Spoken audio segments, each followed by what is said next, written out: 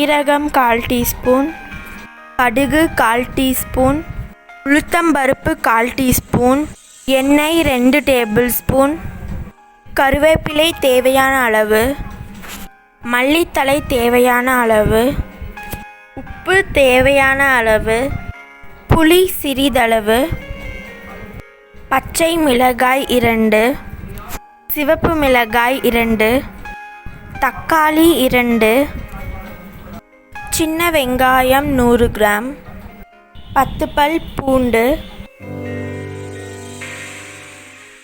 கடை காஞ்ச உடனே அதில் 2 டேபிள் ஸ்பூன் எண்ணெய் ஊற்றிக்கலாம்.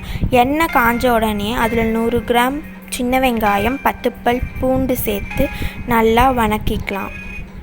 வெங்காயம் வணங்குறதுக்காக நம்ம கொஞ்சம் உப்பு ஆட் பண்ணிவிட்டு வெங்காயம் நல்லா சாஃப்ட் ஆனதுக்கப்புறமா அதில் 2 பெரிய வரமிளகா ஆட் பண்ணிவிட்டு அது கூட 2 பச்சை மிளகாவையும் ஆட் பண்ணிக்கலாம்.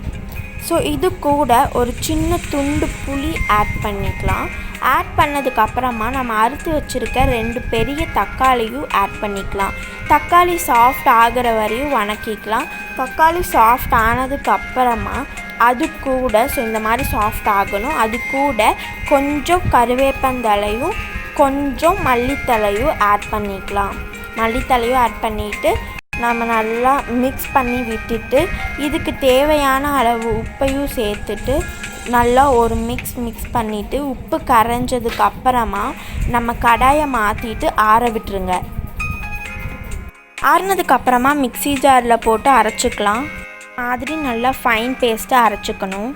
தாளிக்கிறதுக்கு ஒரு கடாயில் 2 டேபிள் ஸ்பூன் எண்ணெய் ஆட் பண்ணி எண்ணெய் காஞ்ச உடனே 1/4 டீஸ்பூன் கடுகு, 1/4 டீஸ்பூன் உளுத்தம்பருப்பு, 1/4 டீஸ்பூன் சீரகம், கொஞ்சம் கருவேப்பந்தழை, வரமிளகாவையும் தாளிச்சிக்கலாம்.